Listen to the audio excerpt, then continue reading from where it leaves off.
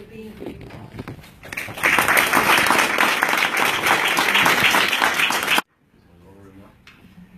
Nancy, it's hard not to smile when I think about you and your place in my life. I might be the only one in the room who can remember to the minute when I met Nancy Flowers.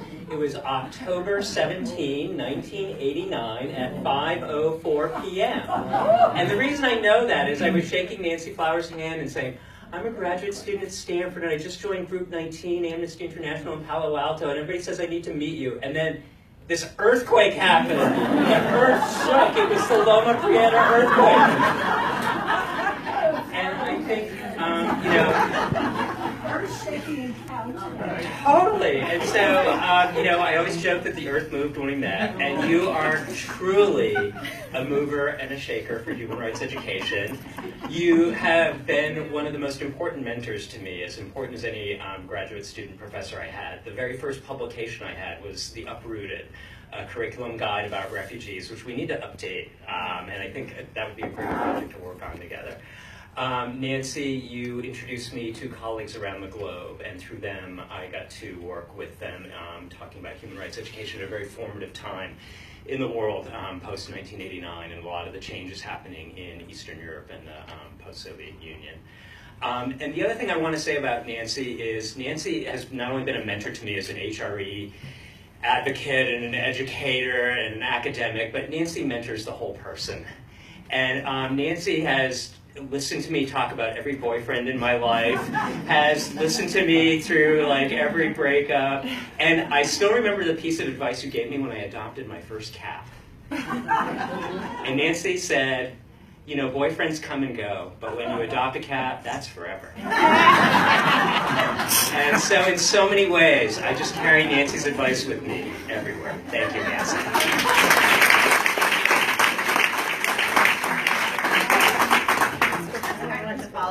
Shaking. I'm Monisha Bajaj. I teach at the University of San Francisco along with Susan and Dave too. And I was introduced to Nancy through her work. I received many of your publications from different people who mentored me over the years and was just pretty awestruck the first time we at the event in Cambridge where HRE USA was launched, and I was in a small group that you were facilitating.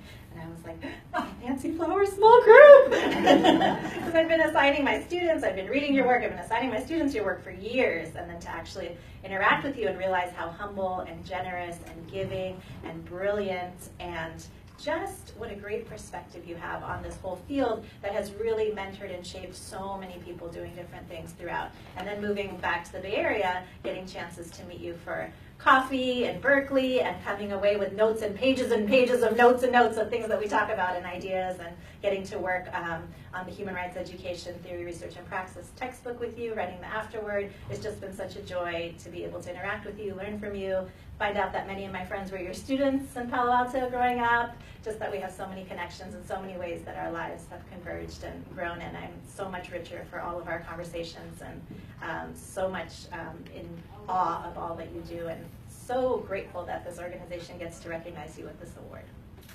Let's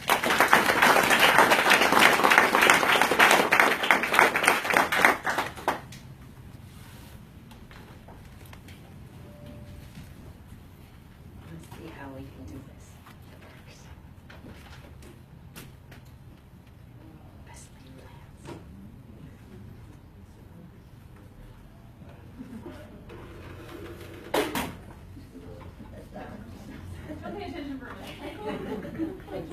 Okay, I'll start. Dearest Nancy, I'll start it a little. Dearest Nancy, I want to thank you for being my radiant beacon of hope for the past 25 years. Personally, you have impacted my whole being and spirit. You have played so many roles in my life, from mentor to colleague, to life support, to mom. Yet one role that captures our connectedness best is my human rights education soul sister. We have journeyed around the world to 5 continents, 8 countries, and 11 states. I am honored to have partnered with you to create and implement 9, actually 10 or more human rights education initiatives. Amongst those are the North American Partners in Human Rights Education back in '92, Amnesty International Human Rights Educators Network, of which many of you have been a part of it, and pulled off that 4th-hour human rights education newsletter. Human Rights USA, Human Rights Education Series at the University of Minnesota, the Human Rights National Training of Trainers, the Global Human Rights Education Resource Center Alliance all over, the Human Rights Educators USA, and most recently the University College Consortium for Human Rights Education. You have taught me how to do this work on a dime, making sure that one conference meant adding a pre-session, adding a post-session, networking, fostering new relationships, and making sure that there are some new projects to come out of it all. You are an organizer as no others. You also opened your home, so no one had to pay extra monies for hotels as we retreated in your home in Bolinas. You showed me how to merge passion and purpose in life. You modeled incredibly how to nurture relationships and seed life's garden of hope for humanity. You always asked about family as you cherish your own, including your beautiful daughters. Lizzie's here, Katie's not. Emmy is here, but others are sick.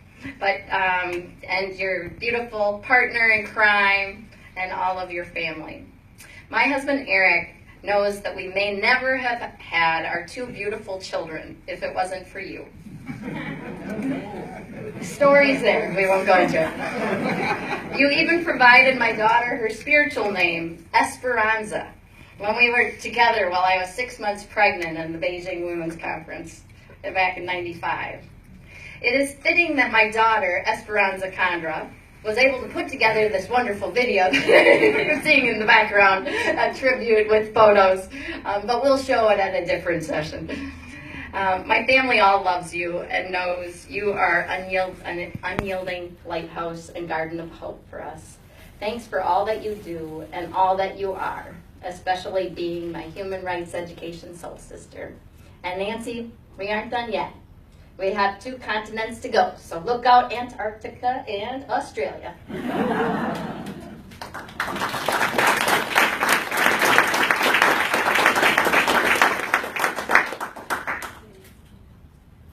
So we want to invite up our honored guest and present her with a few things. And we will try to make the video work because there's some amazing photos. It'll be the end showcase. We'll show it at the end. But we want to share a few things with Nancy and then let her say a few words. So we have, hold it while I speak. We have this beautiful vase that is for you, that was bought by Emily Farrell, who's our fearless, only HRE USA actual paid employee. And Christy brought it with her on the plane all the way to present to you. We also have a very small paperweight somewhere around here that is engraved with our honor for you from HRE USA. And we would love for you to come up and just say a few things.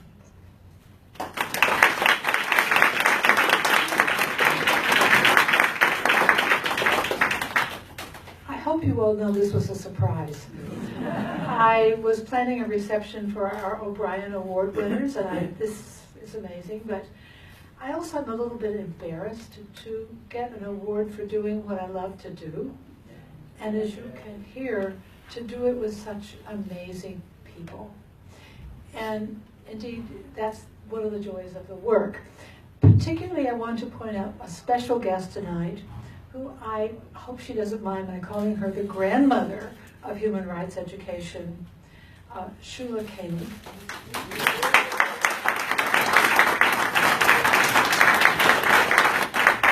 Shula was one of the first people I ever heard the words human rights education from.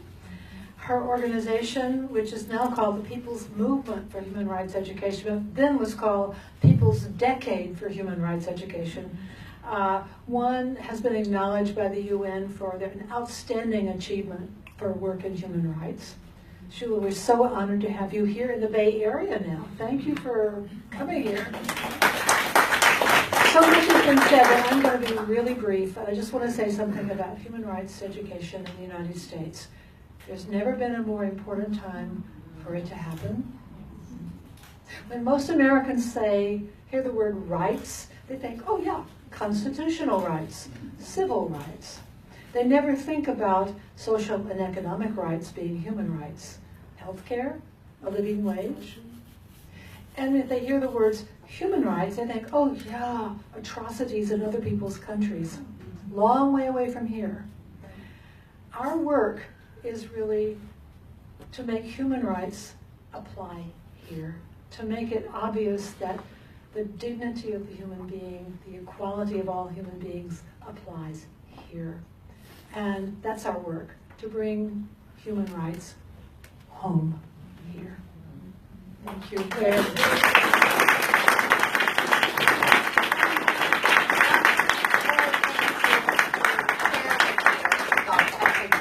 One, this book is filled with many more voices than are here, from Elena Ippoliti from the Office of the High Commissioner for Human Rights to Felisa Tibbets to there's umpteen people. So this book is for you, and we'll put in everyone else's comments. And if you haven't yet filled out a card, there's still cards, and we'll get it in here. Gosh, I feel like I'm retiring, but No, I'm not. And that one other thing that we have is, and this one we did keep secret for sure, is that there has been a new kind of fund created with the Human Rights Educators USA, and it's called the Flowers Fund. And it is going to be encouraging new mentors, or us to mentor the next generations of human rights educators and to support human rights educators or education initiatives. Already, even in secrecy, we have a total of $1,500 in the fund. And if anyone's interested in learning more about it or donating, it's on our Human Rights Educators USA kind of front page. So thank you so much for everything.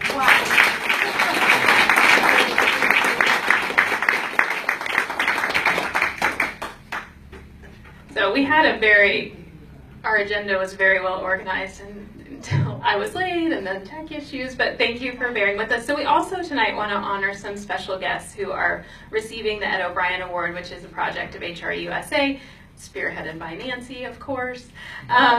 And so we have some guests here tonight, and I'm going to let Christy kind of introduce them, and they're going to share a little bit about their work. Christy, I have one little interjection here. Take it away. You need to know how this Lifetime Achievement Award happened. We all agreed when we were trying to decide who would be this year's Edward O'Brien Human Rights Education Award that it should be Nancy. But Nancy was the one who was organizing, deciding who got the award. And we knew that she would disqualify herself. So we had to figure out, okay, then what can we do? How do we award Nancy what she is so entitled to receive behind her back? And so that's how, it's not that we expect you to retire. Lifetime achievement just means you keep going. But we couldn't give you the Edward O'Brien Award, dear, because you would have disqualified yourself. And so, not that we don't have very worthy people and organizations that are receiving the Edward O'Brien Award, they are outstanding.